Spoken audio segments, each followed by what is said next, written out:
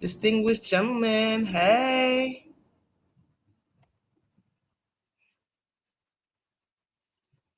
Who else?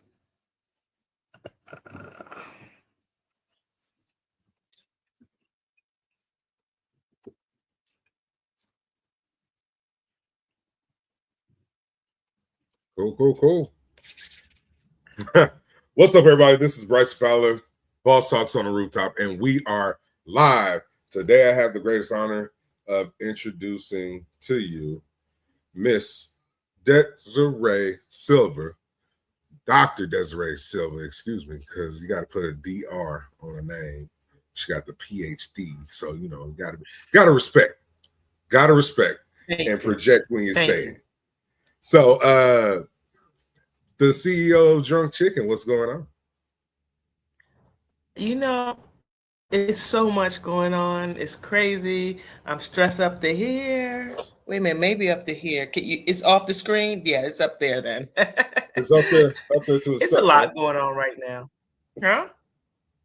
So I appreciate you really finding time to talk to my piddly ass while you're trying to get ready for PCA.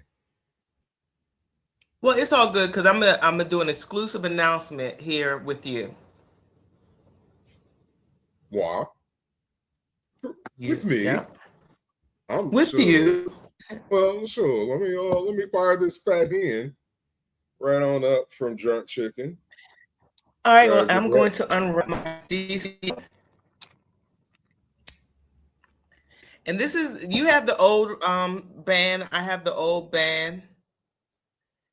So I mean, you know, everybody knows that we have every band. That's not new news.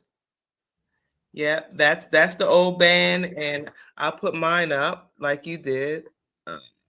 That's the new band. I mean, that's the old band. So here, that's the old band. But I'm not showing the new band today. How about that? You're not gonna show the new band? I mean, not today, no. It's classic. It's timeless. So you know, it will be released at PCA. That'll be the first time anybody sees it at PCA. Oh, okay. Yes. But what I will tell you is this, that we're giving away, we're going to do a raffle at PCA for ashtrays. So stop by. If you're there, put your hat in the ring. That's beautiful. And we're giving away this sexy humidor inside. To commemorate this PCA. Oh. It has a new logo on it. I'm show the new logo. And inside it has, come on by, put down your favorite, tell us your favorite cigar. We're gonna have a little questionnaire. We're gonna give you, and we're gonna put your hat in the ring, and we're going to pull it, and we're going to announce the winner. Yeah, so we will be announcing the winner. So basically, it's going to be like 3 questions besides your name and phone number, so we know where to contact you. It's going to ask you your favorite Drunk Chicken cigar. It's going to talk about your favorite lounge that you've had it at, and a lounge that you recommend for us to give a call to. I like that. That's very strategic. I like that. Hey, if I'm nothing else, I'm strategic. Absolutely. So that's the other thing that I wanted to get into. I want to get off into the weeds with you. Like, how do you strategically map out PCA? What is your game plan for PCA? I'm in your business because I like to see how people like approach PCA in different ways. Chaos and organized chaos. So first I have to figure out what I want the booth to look like. And once I figure that out, then it's how do I achieve that look? And I don't like the look I wanted this year. I'm not achieving it, but it's a different look from last year. And I'm gonna cross my fingers. Everything's coming together. So yeah, it should be, well. Breath, because it's a lot, organized chaos. And then I have a team, and we throw things at each other. I would say brainstorm. We try to brainstorm in real time. We try to brainstorm. Somebody will come up with a thought, and then people will chime in the team. And if we can go with it, we go. If we can't, we can't. But we definitely try to collaborate. It takes more than one brain to make things really happen. And I really lean on my team. I have an outstanding team. I appreciate them. I wouldn't want to do it without them. Absolutely. Absolutely. So choreographed, organized chaos is just chaotic. When you are, because I always feel like we kind of miss the ship when we're not making connections with different people. Where are you located this year? Right like behind being able to pinpoint you is important. Directly behind Gurkha. You find Gurkha, you look, if you're facing Gurkha when you come through the entrance, you look left, you go straight past them, and you'll run into us. Wow. That's a hell of a position. I've been doing this since 2000. I wouldn't say I was the first, but I was one of the first boutique cigar brands to go in that threshold of PCA. One of the first. I was the first Black cigar company to go PCA. So I've been doing this, and little by little, I'm trying to grow, little by little, and every day is a struggle, but we can't stop the fight or the progression, whichever one you want to say. Oh, very, very true. Thank you, distinguished gentlemen. We got to keep fighting. Yeah.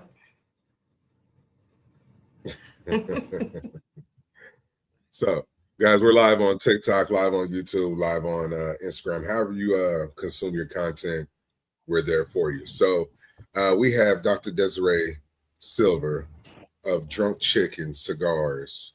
A little over since 2000. That's over 20 years in the game. We're talking about the preparation for the trade show going on next week. I said 2000, didn't I? I've been smoking. Yeah, so let me correct. My apologies. 2020 was when I stepped over the threshold of PCA. My apologies. 2000, I've been smoking since 2000. So. Oh, well, yeah. 2020. So smoking for over 20 years, but since 2020 being at PCA. So we're moving right along with this 6 years in the game, going to PCA. So it's still a long time. It's half a decade. So in your half decade movement, you've made waves. So how many states are you in so far? Most, if not, like Utah, I'm not. I'm no longer in California because California restricted. Basically, they banned small businesses. They didn't say that, but when you charge $1,000 per stick per size to sell into your state, you basically ban small businesses from being there. Yeah, that's insane. That is insane. Yeah, there's no incentive for businesses to move to California. Like they let the government run them it was one of my smallest states anyway. So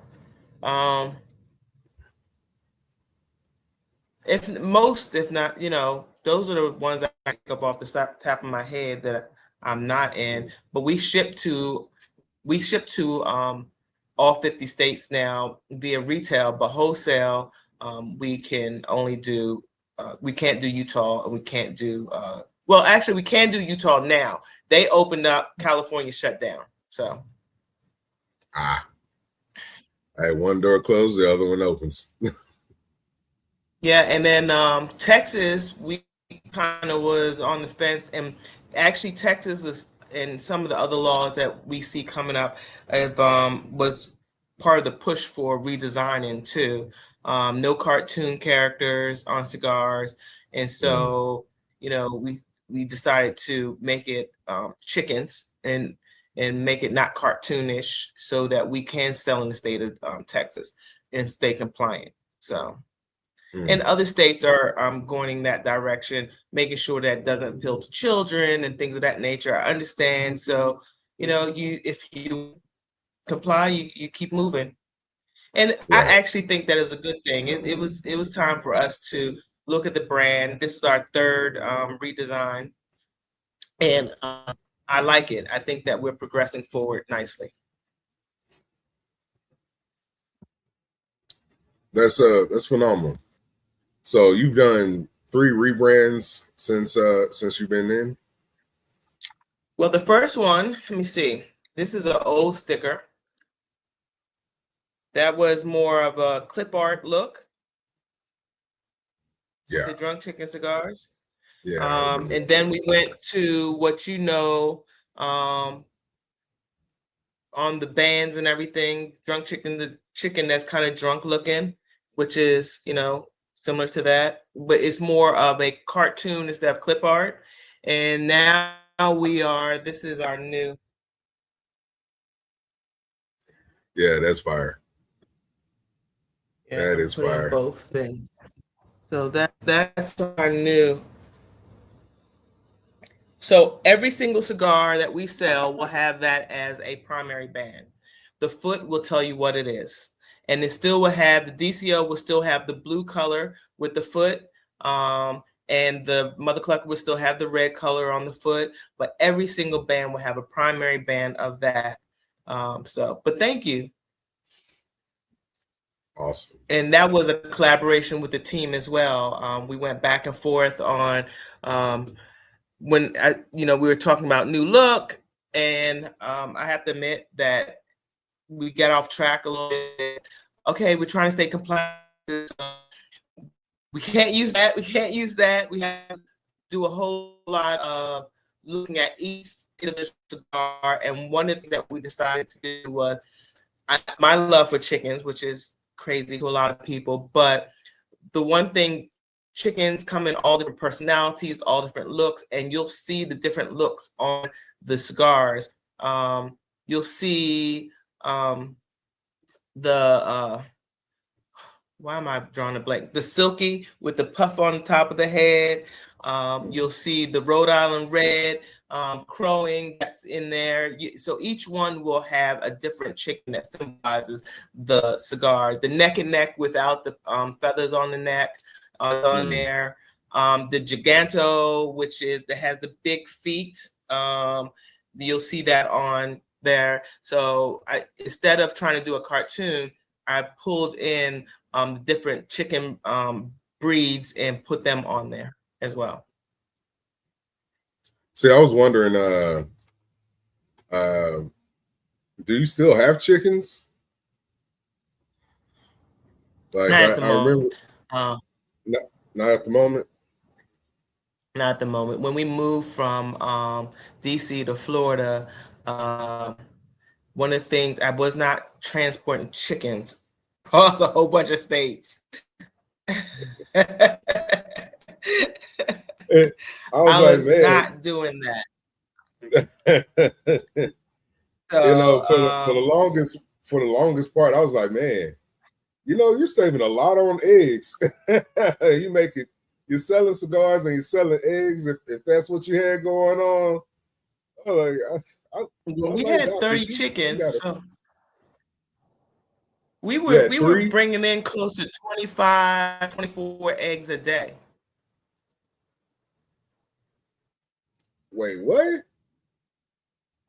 We had 30 chickens, and chicken that we had, not every chicken goes by this rule, but the chicken we purchased, I purchased them for a couple reasons. I purchased them because of their egg color. I love the different egg colors. Some Easter eggers lay green eggs, some Americanas lay blue eggs, the neck and necks lay pink eggs, white, maroon, yada yada yada.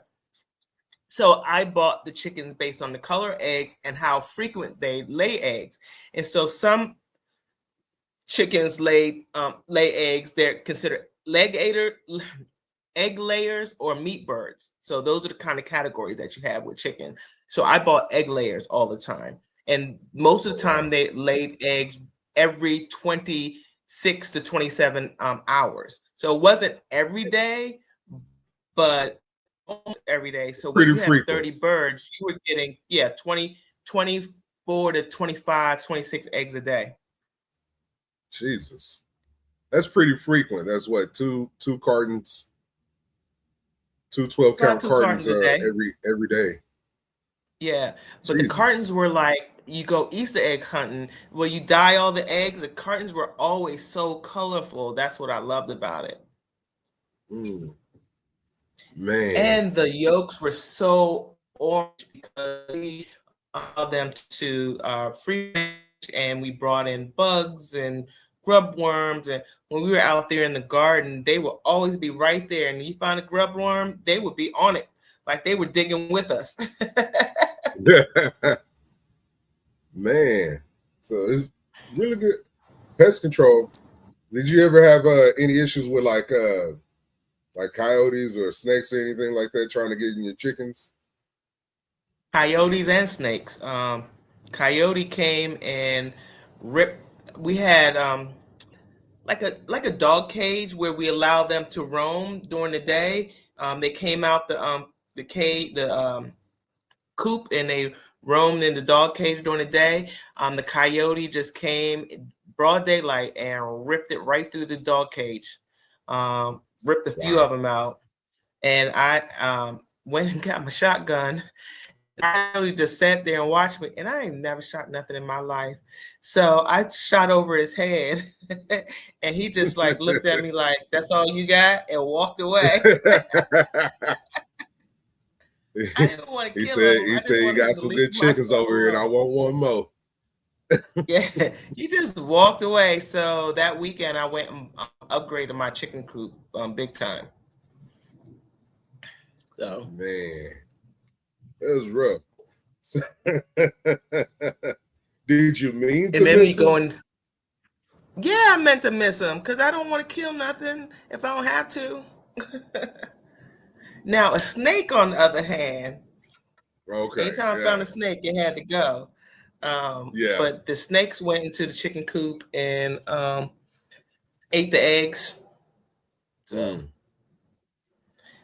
and the one thing that I did learn about snakes is that if they had eggs in their digestive tract, they couldn't strike you. No, oh wow. They had to push it back before they can strike you. Oh, okay. So it was pretty much done. You're done. You are done, son. Like, still for me, that's the last one you get. Yeah, the black garden snakes. We got some 7-footers, some big ones too that came through. So sure, I do miss the chickens. What part of Florida? I'm down near Naples, Florida. In Naples, Fort Myers area. Yeah. Oh yeah, that's kind of swampish. I wouldn't call it swampish. No. Burn is down here. I'm thinking if I about go through Alligator Alley or something. Yeah, that's what I was thinking about. I'm like, well, you got alligators to worry about now. No, You no got a one's to whole worry different about no animal. You see an alligator, alligators. you better not miss that. Be honest with you, I haven't really seen an alligator since I moved here for 3 years. Like people say, they show alligators walking down the street and in streams and all that stuff. I really have to search to find one. Mm.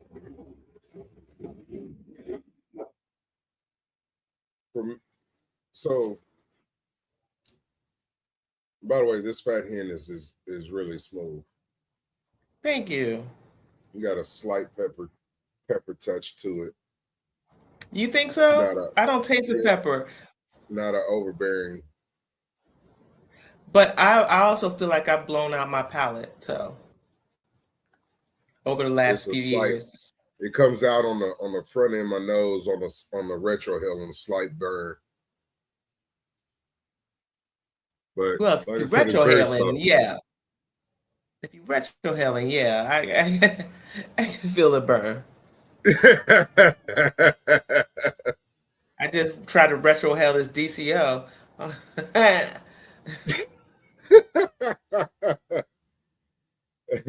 It stung you a little bit, Yeah.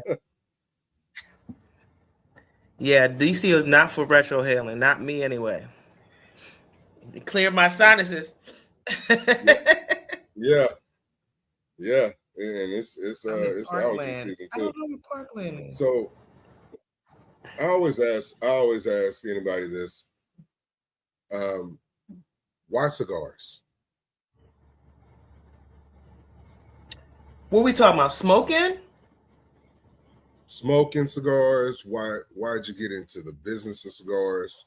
So it's a broad question with several different paths. Smoking cigars is kind of my thing I do with my husband. One of our shared times together, especially when we were on the farm, we get to sit down, relax.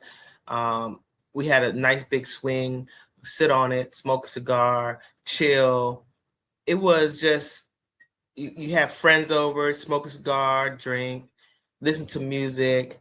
It was just always part of like relaxation and brotherhood, sisterhood, and getting together. And it still is for me.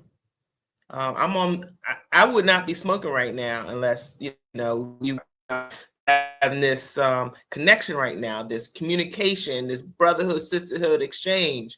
Now that doesn't mean I don't smoke alone because I'm drive from here to Maryland by myself. I'm in that car like, all right, stay awake, stay alert. Right. I smoking cigars is kind of like the only way I survive traffic in the city now. I'm like, Okay. you know what? I'm not worried about you pulling. I'm not worried about you pulling out in front of me. I'm not worried about getting to where I need to go as fast as I need to go. I'll get there when I get there. Yeah, So I leave it's a just. calming relief, right? Mm-hmm. It Yeah. does. It puts you in a very relaxing state. That's the opposite of what people. When I see people smoke cigarettes, I always think they have some kind of anxiety or they're worried about something because it's a very like hey, and then they do It's a this. high. Yeah, it's a high that they're getting from the nicotine, the amount of nicotine that they're getting from the high. Not saying that cigars don't have nicotine in it because it definitely does, but the amount that they put an artificial nicotine into cigarettes. But it's a relaxation, calmer for me. Yeah, because It's but peace. people that smoke cigarettes, they don't look like they're getting a good high out of it. It doesn't look enjoyable. It doesn't. I wouldn't know. I've never had one. Oh, I attempted to smoke a cigarette like years ago, years ago, like freshman in college, and I was just like, "This, I don't understand this." And then it's like it's too small in my hands. It doesn't look right in my hands. It just, all right, get this out of here. And then I started smoking cigar. I was like, okay, this makes sense to me.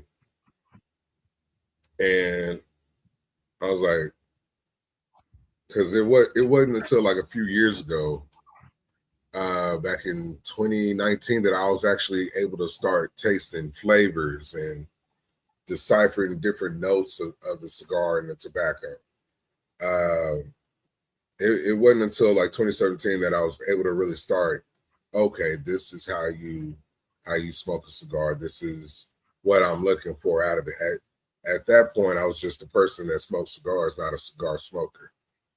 But now I'm like, okay, this is what this cigar life is really about. What was your rooftop moment in your smoking journey for you when you were like, I really love smoking cigars?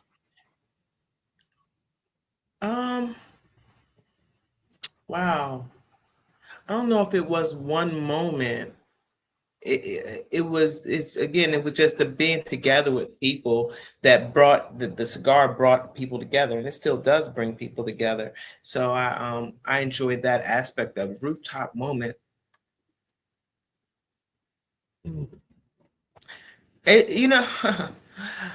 It's probably like being by myself when we were on the farm, and just I pull out a cigar and sit on the swing and just listen to the nature outside, and it just, wow, I just love this. I love my life, this is it, and you can't get any better than that.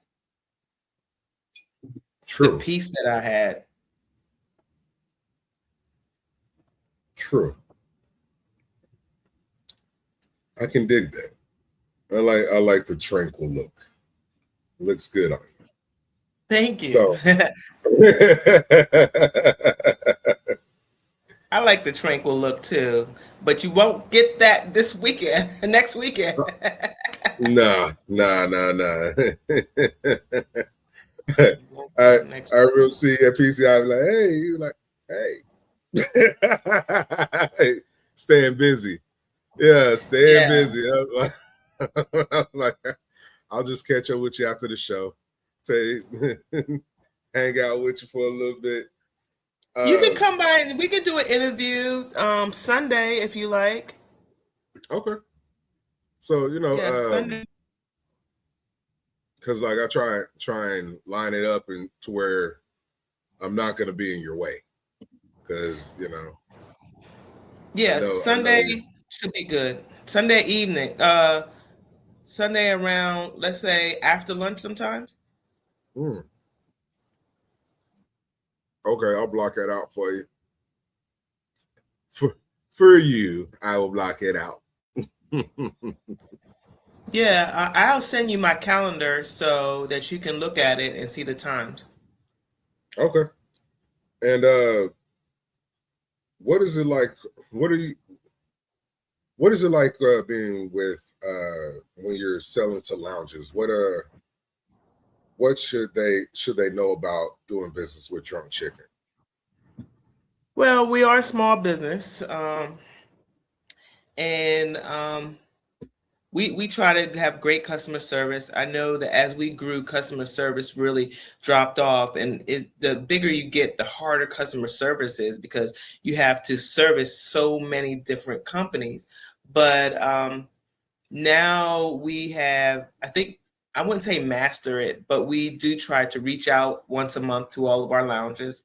The team understands how important customer service is, and if we miss somebody, it's not intentional. But we have a 1844 number, 1844 DC cigar number that anybody can call, reach any one of the team members, and be able to get us just about 24/7. So we're here for our customers, and that's what they need to know. Sweet Dreams is our number one seller. We could barely keep it on the shelf. Everything that we have with Sweet Dreams right now. We're on back order. We have 500 boxes come in. Already half of them already sold from back orders. And PCA, I'm hoping to wipe that to other 250 out, but we're constantly rolling. And we try.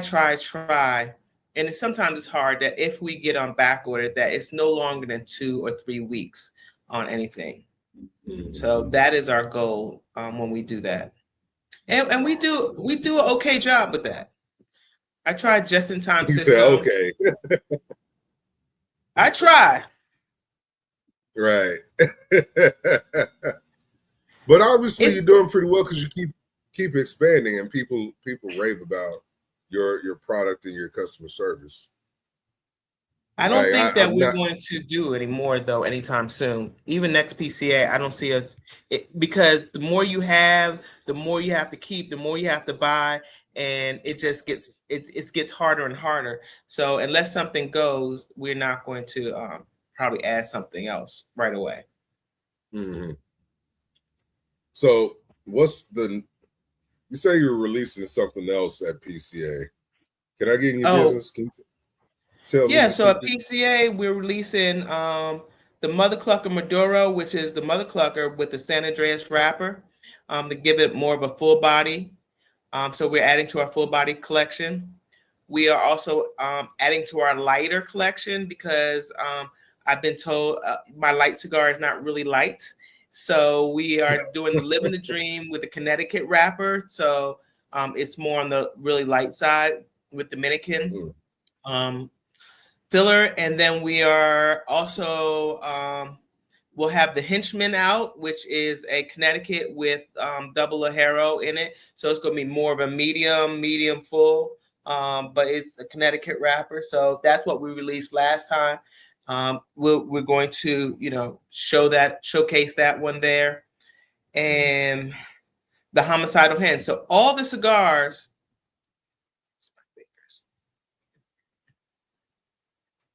are supposed to be there on display. Man, I'm ready. I'm ready. So game plan. So when you get to PCA, you're gonna build out your booth, and then are you doing any of the after the event show events? Are you going to the cigar bar or cigar Nola cigar bar or whatever? We're going to try to hit some of the events. We're going to try to hit some of the events. We'll know tomorrow. It's Wednesday. We'll know today. Sorry, if we're going to do an event. We have one lined up, and it will be a big announcement probably later today or tomorrow if we're going to do that event. If not, we'll be out everywhere. Man. And to be honest, doing an event after a show, you don't get the best of us. You get the exhausted person, But at that point, it's just you get to just sit down. Not really, because people come there to see you and you have to greet people. And I'm just not a person just to sit down and not be part of everyone that's coming through. So I'm not that person. So I try to give 100%. And that's why I don't really push too much, do a whole bunch of events when we get there. We focus on PCA and going to events, being present at those events. But, because you have to break down, set up, it can become a lot. Yeah. Very true. Very true. So what do you want people to feel when they're smoking your cigars? Wow. Well, number one, there's supporting a small business, a woman-owned Black, and they're also, I want them to feel like they have a great cigar in their hand. Number one, I mean, and I used to hear a lot, I've smoked your cigar and I don't like it. Great. I'm okay with that. because cigars are a personal preference. But the thing is, you tell me I smoked your cigar and I don't like it. Which one did you smoke? I know you haven't really researched me, because we started with 5. So now we're at 9. So at the end of the day, that one that you smoke may not be the one for you. Try something else. And I'm not just talking about my cigars.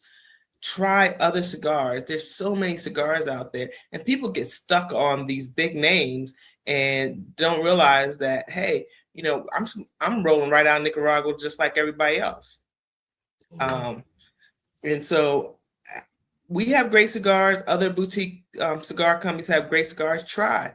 I want you to try, and then if that's not the one for you, that's okay. It's a personal preference. Try another one. And I love that, because you do have 9 SKUs. that's a lot to keep up with, and you do big business to be such a small business, right? And well, considered a small business, you do big business. And my question to you is, what made you choose Nicaragua over Dominican?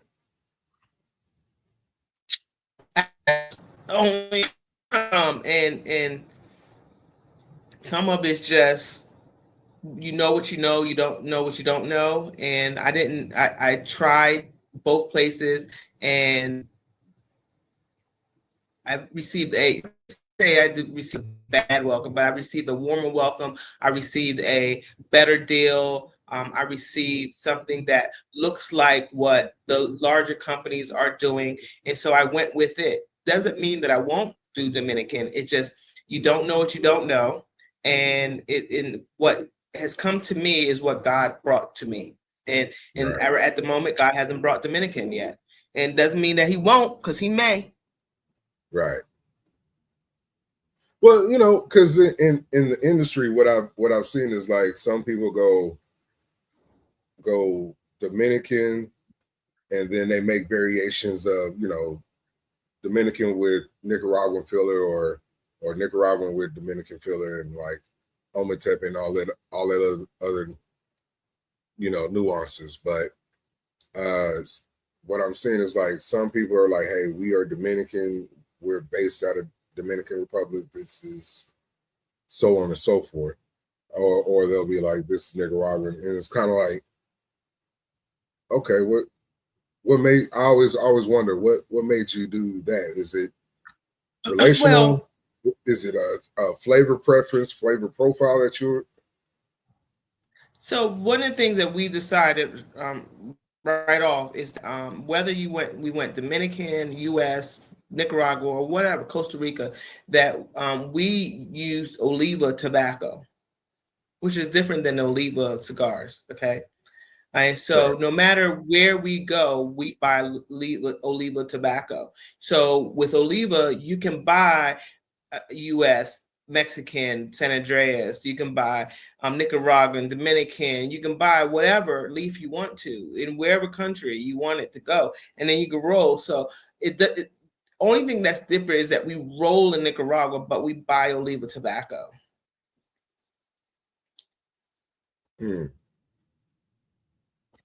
Because we actually started rolling in the U.S. With Oliva tobacco. That was our original start.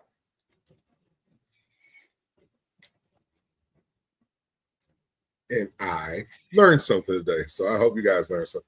Big Country, what's going on, baby? Hey, Big Country. And those of you that's joining us live on TikTok, what's going on? What's going on? You know, I'm hoping you're learning something today. I can't see him. Dr. Desiree Sylver on deck. She graced us with her time, most importantly, because she's getting ready for PCA. PCA in New Orleans, April 17th through the 20th. So it's one of the busiest times of the year. And you check out her new logo. That's the humidor box that she's doing the giveaway. let's talk about that. Talk about that humidor box. Ugh. So to commemorate this PCA, we are giving away, and you see it talks about the PCA, our booth number 2625, the dates of the PCA. So we're giving that away at PCA. We're also giving away this lovely ashtray. Oh. I think we're going to give away a couple of these. That thing looks solid. That thing looks solid.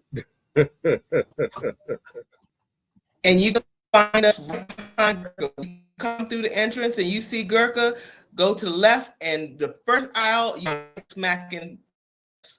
We're directly behind Gurkha. So come find us. Come get your route ticket, put your name in there, the drawing. Let's go. So I have to ask this. Humidor, since we're doing a giveaway for the humidor, let's make it a 30-year time capsule humidor. What are you putting in there and coming back to remember from? What cigar? Well, I will put one of each one of. Mm-hmm. So the Fathen's going in there.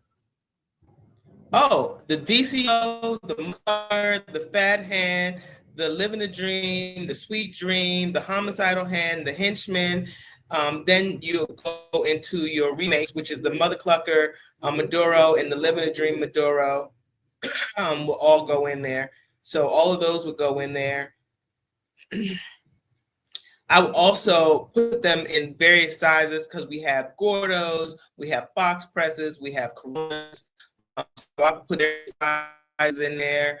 By the time I'm done, I think there'll be closer to 21, 22 SKUs in there.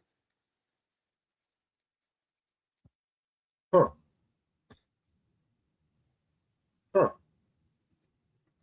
Yeah, we have more than 9. We have 9 different flavor profiles or blends. You know, this Fathen hit a transition on me and got sweeter. Did it? It has a woody note to it, and then there's another note that I'm trying to pinpoint, but I can't really grasp it. Is it a light coffee? That earthy coffee? Because I'm drinking coffee, that's probably why it's canceled out. Right? If I was drinking something else, I'd probably get a coffee flavor to it. But that's what I'm trying to figure out what that other note is, because I got a wood, and then on the retro it has a slight little touch of pepper, and then it got sweet into my transition here. You might be hitting the sugar in your coffee. You think so?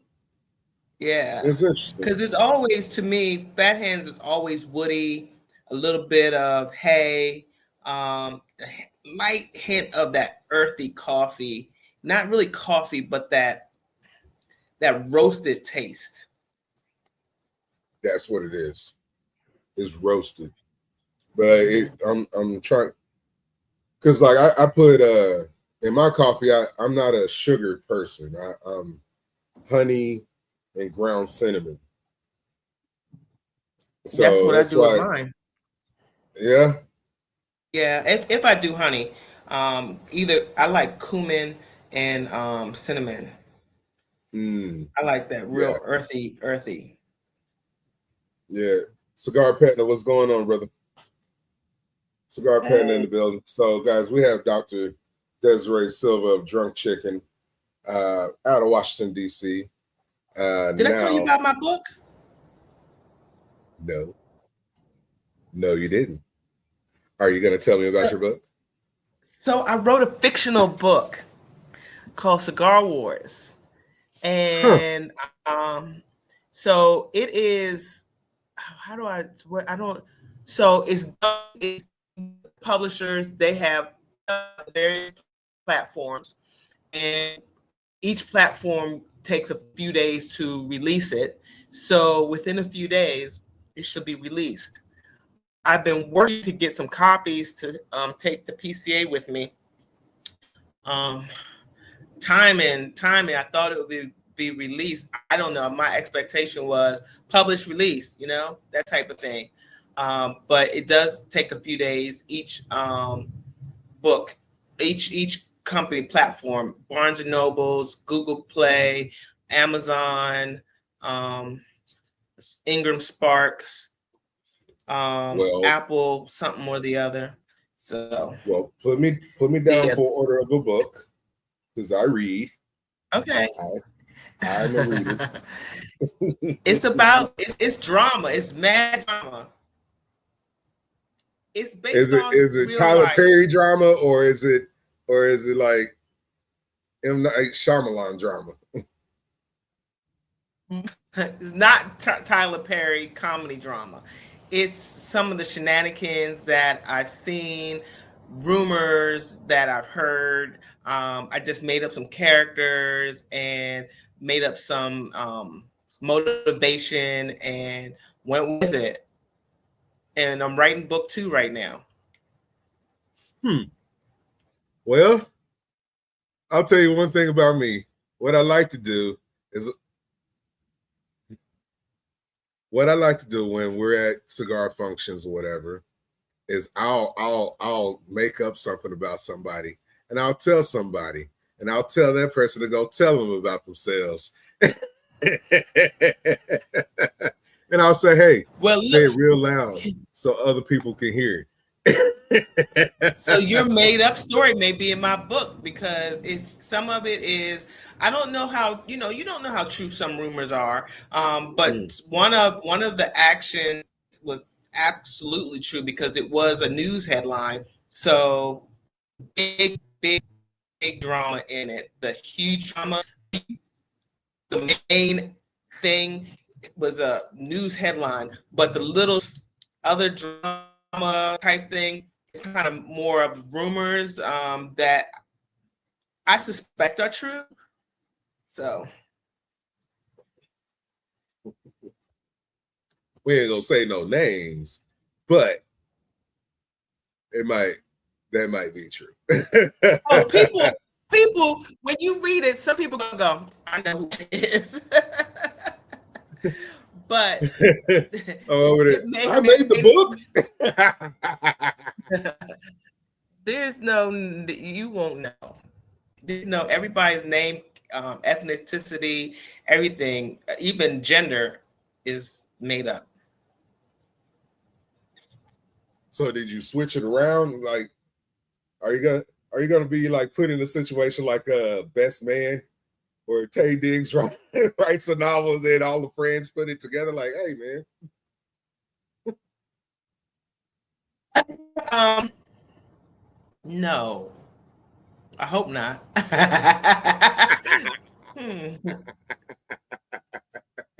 Maybe in book. I'm very proud of this book. It started well over a year ago, maybe even 2 years, but I was working full time when I started. And then I started, then I retired. And once I retired, I kind of went into a small depression, because I was like, what am I going to do now? And I was like, oh, let me finish my book. And I retired in January, and I was like, oh, I'm done. Because I really focused on this book like I was working 9 to 5. Congratulations. So now you got mailbox money, cigar money, and soon to be book money. Man, multifaceted. Doctor. Well, you gotta have multi-stream of income, people. Come on now. We have to have multi-stream of income and multiple streams. Don't put yourself where, I was forced to retire, and I put myself, if I continued in the depression, where would I be? Right. So get yourself, dust yourself off and go, okay, what am I passionate about? Man, And see, that's one thing. That's one thing to be said, because like when you are depressed and being in this entrepreneurial path, that's 85, 95% of the battle. The business is the business, but it's always taking hold of your mind and making sure that you stay positive, even though you don't know if it's going to work. You think it's going to work, and it don't work. You think it's not going to work, and that does work. So, so you can fall into a space of really trying to figure things out and being depressed. Man, it'll be big if you let it be. One thing I truly believe in is self-talk. Talk to myself, look myself in the mirror and go, you better than this. Stop it. And a lot of people get in their heads and they self-talk the wrong way, backwards.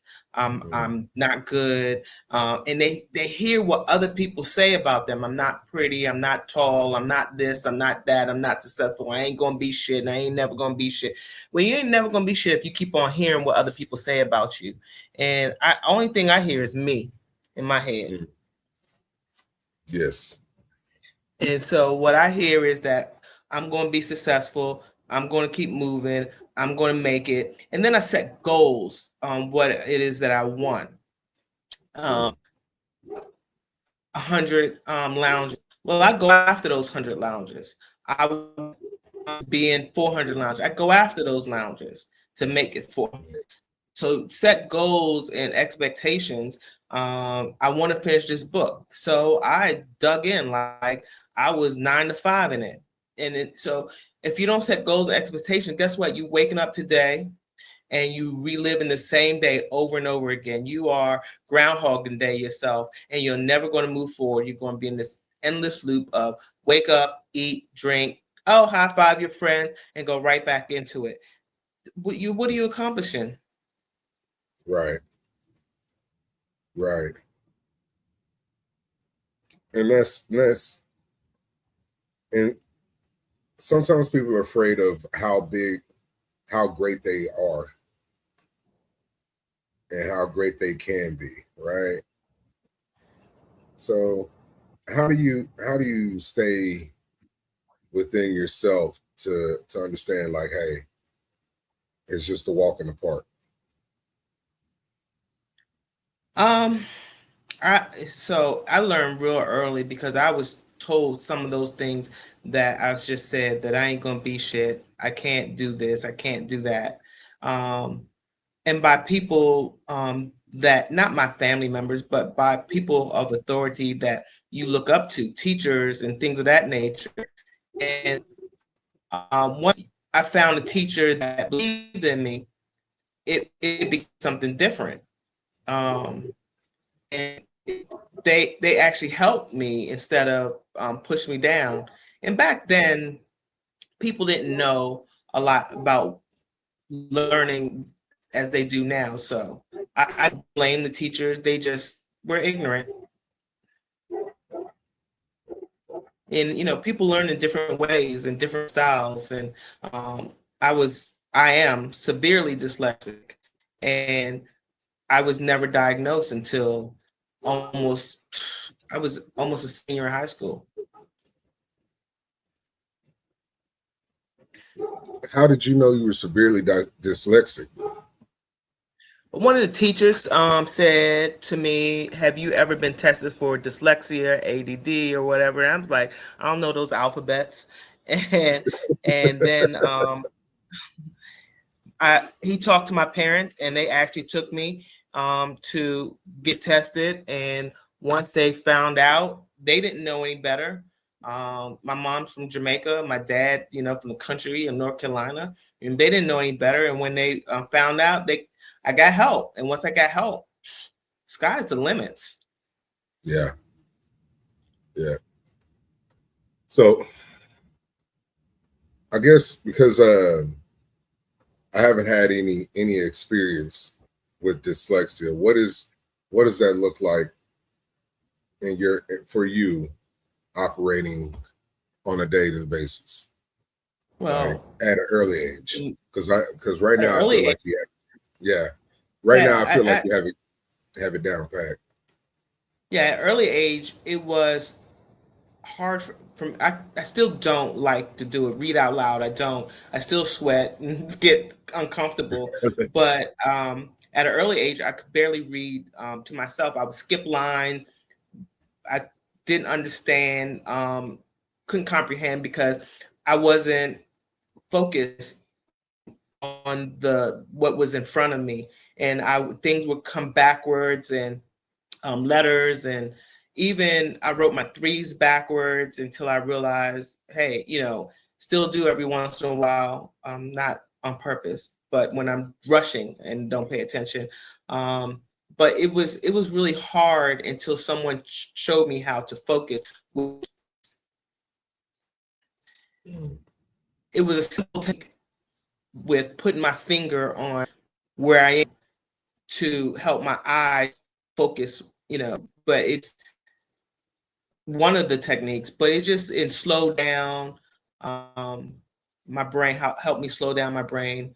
But it's just a different way of learning. And it just never, I was great at music because that's something that I didn't have to, I could read music.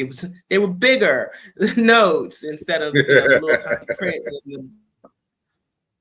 And that's kind of, my music teacher actually helped me with that.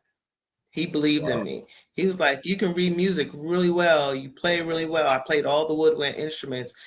And by 11th grade, I was playing with a college band full time. And see, I love that because it helps us understand the brilliance behind the doctor over here. Able to overcome, like, it would be mental hitches, right? Like little mental hitches. I don't want to call it like a mental issue or something like that. I don't. Is it cognitive? Yeah, it's just a mental cognitive disorder. But I would tell you that I was never expected to go to college.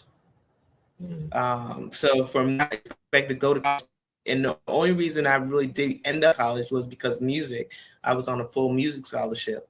And then once I got into college, I learned how to overcome disability. I went from remedial classes, and I'm not ashamed of it. I was in remedial classes all through high school. Started off in college. I went through remedial classes to excelling in everything. Wow. See, that's phenomenal. That's phenomenal. And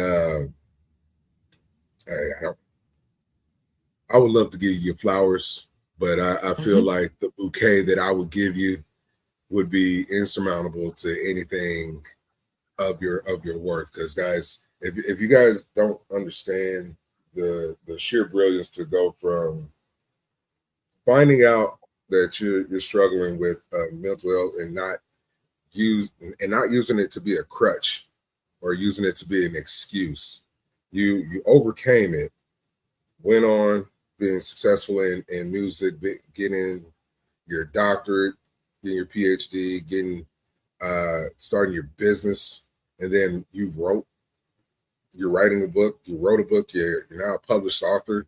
That is insane. That is insane. That is not a normal path, right? So I just want to tell you, like, hey, you are a very inspirational person. You're a beautiful Black woman, and you're doing big things. You're a business owner, and like you got mailbox money. Yeah. I just want to say this. It should be a normal thing, because I think that we as a community should take the time, slow down, and see. And again, I don't blame my parents. I don't blame the teachers. You just don't know what you don't know. And Right. if you don't know it, then how do you help, or how do you understand it? And back then it was just, couldn't read, I didn't know how to, and I just wasn't expected to do much, But once they found out, they were like my biggest champions, my biggest cheerleaders. You know, they were there. Then my parents have always been there for me. So I love them dearly. Man, beautiful story. Beautiful. Like you gotta write your autobiography after that. But the problem with writing an autobiography is there's so many pages that still need to be added. Nobody will read that. Nobody will read that.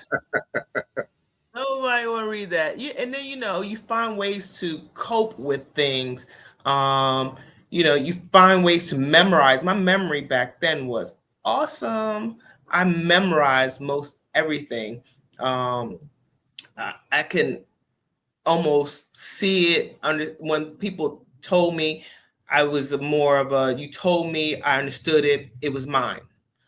Instead of reading and comprehending, you had to basically tell me what it was so that I and then make sure that I understood it. And once I understood it, I got it. Where do you find coping mechanism?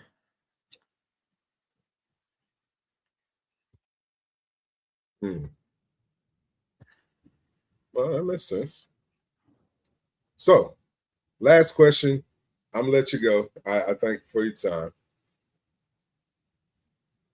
What cigar are you gifting to someone you don't know that is a cigar smoker to leave a lasting impression? Well, I would first sit down and have a conversation with them. And I would ask questions first because I feel like, again, smoking is personal preference. A lot of people say, oh, Cubans are not to. And again, personal preference. Oh, hey, what do you smoke? What's your favorite smoke?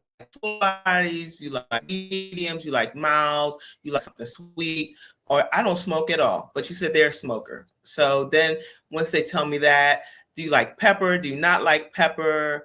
Do you like smooth? Do you like that burn in your throat? And so I try to connect people with the right cigar for them based off of what they tell me. So I just don't go in and say, hey, you're a full body smoker, smoke this. No, because right now I have 3 full bodies, and I have one that's smooth, one that's more earthy, and one that is has a little bit more pepper to it. And so you just have to find that balance for that person.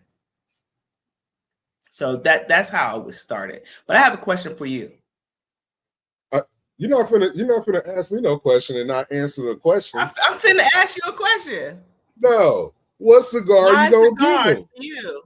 No. Huh? No one. I mean, no one ever asked. I always ask the host or host this if there's more than one questions, because you are always behind the camera, always asking questions, and no one ever knows anything about the host. So, what about the host for you, and why?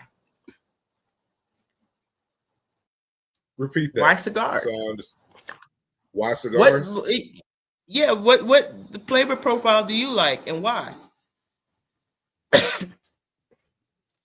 Well, I'm going to do this. If I'm being honest, and I'm candidly being honest, I would say pretty much anything that has a Sumatra or San Andreas wrapper is going to have my attention, right? I'm not a big pepper guy. I don't like my nostrils burning, because I love to retrohale, because that's me truly experiencing the cigar. The retrohale to me is it allows me to taste the cigar, because first we smell, then we taste, right? And so when you get the full nuances of the cigar, now I'm learning more so about the cigar, and is taking me away from whatever I'm dealing with for that moment. So cigars for me can be a little escape, or it can help me strategize. So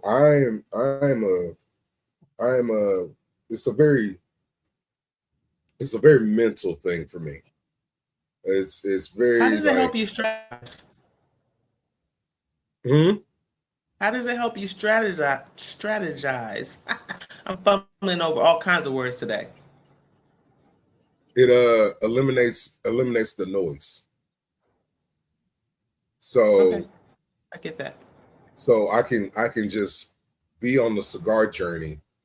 You know how sometimes when you're on a road trip and you got nothing but open road, and your mind can be clear of what's going on back at home.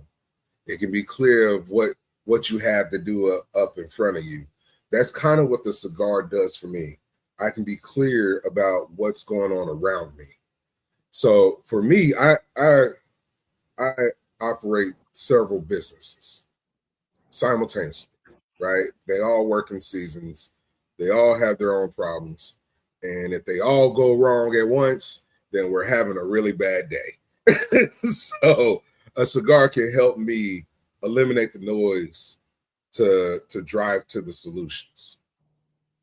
And so I heard about the tax business. What other businesses are you in? Well, Bosstalks on the Rooftop is because I have a roofing business. Got you. So that's how Bosstalks on the Rooftop came about. And we just want to expose the rooftop moment. So if you ever come to Dallas, I'll bring you on to Bosstalks on the Rooftop. We'll sit on the rooftop and do the whole skyline experience. And welcome to my city. I come to Dallas. When, not if, when. When. All right, so when you that's come to two. Dallas. That's two. You have more than two? Oh, and we do real estate, wholesale, and flip properties. Multiple streams of income. And then also Kingpin Luxury. We sell luxury torches. So love that. So this is my bring that with you. This is my entry into the cigar industry. Okay. Now, the Kingpin Luxury cigar accessories is my way of paying for my cigars instead of having other budgets paying for cigars. But yeah. And that's why I only talk to like people with businesses. It's a platform for bosses to talk, right? And we can be unapologetically ourselves. I understand the plights of what you go and the rooftop moments. So, it's a place where we can experience each other's rooftop moments. And it's also how I learn. I learn from other people such as yourself how to maneuver different things because you have experiences that I haven't had. And I've had a lot of experiences that a lot of people haven't had. A lot of people just now getting into this entrepreneurial space. This is my year 17. This is chapter 17. Don't look at chapter 17 and thinking your chapter 2 or chapter 3 should look like mine. It may look better than mine, just depending on where you're gauging your success. So it's one of those things we can all come to a platform or be on the same level and have an understanding of how to maneuver through this entrepreneurial world. Because the frame of thinking behind a 9-to-5 is way different behind operating a business. It is, and you should never ever gauge yourself against somebody else. I set my own goals. Never want to have somebody else's successes and go because that could be my failures. Or right. I can go out that box, that they have. I set my own parameters, and you should do that too. But I'm looking forward to lighting my cigar PCA with one of your luxury lighters. I'm with it. We just got a whole order in, and I'm gonna see what people think about the white. We usually have black and gold. Got a new wood. So we're gonna see what people think about the white. Right, I'm looking forward to it. So we're going to showcase them on the next podcast that you do, and we're going to light them. I like to ask questions too because I think that it shouldn't be a one-way conversation. Not at all. You can ask. You can ask, but I'm gonna flip it right back to you. Okay, back to you. So I'm good with that. You still didn't answer my question though. What was that? What are you gonna gift? What am I going to gift who? What are you gonna gift? I'm gonna give them what I feel best represents them. I'm not gonna tell you a cigar, but it would definitely be a drunk chicken cigar. But if I was gonna gift you based on what you just told me, I would gift you the DC or the homicidal hen. You like smoother cigars, you like the retro hell, you like the San Andreas wrapper. I'm doing the homicidal hen because it's smooth. That's DCO because it has the San Andreas wrapper. They're both smooth. The DCO is a little bit more earthy. To me, the Pennsylvania Broadleaf had a little bit more different flavor notes. So I would give you one of those. But if I'm talking to somebody else and I might gift them something, I would definitely gift you the Mother Clucker with the San Andreas Maduro. Definitely gift you that one too. So I would gift the person based off their flavor profile. I don't want to gift somebody something that they're not going to enjoy based off their flavor profile. So understood. I love that. I love that. So how can we find you? How can we connect with you? How can we place orders? Don't forget to come by PCA and get yourself in the raffle we're giving away a few of these ashtrays, and we're giving away the humidor. There's the new logo. Beautiful. I'm rating this PCA. And how can you find us? drunkchickenscigars.com. You can do a retail order there. We have free shipping now, 100% free shipping. So don't hesitate. There's no added cost to it. Drunk Chicken Cigars on Instagram, Facebook, TikTok, LinkedIn. We have it all. Drunk Chicken Cigars is how you can find us. If you're a company and you want to place an order, just call 1-844-DC Cigars, 1-844-DC Cigars. Even if you're a retail customer, you can still dial the same number, or you can just shoot me an email at sales@dccigars.com. Sales@dccigars.com. I try to make it very easy. Drunk Chicken Cigars. And if you can't remember anything else but Drunk Chicken Cigars, go to drunkchickencigars@gmail. Yeah, let's go. Let's go. So guys, I can't make it any simpler than that. Huh? So Dr. Sylver, I appreciate you. I want to let you know that I thank you for your time in this busy time of yours. So I want to say thank you truly. And I'll see you at PCA. And guys, make sure you go visit Ms. Dr. Desiree at PCA. She's got a booth right behind Gurkha. So don't go to Gurkha. Go to Drunk Chicken and tell her Bosstalks sent you. And remember, storms don't last, but your home should. Peace. Thank you. Thank you. Thank you.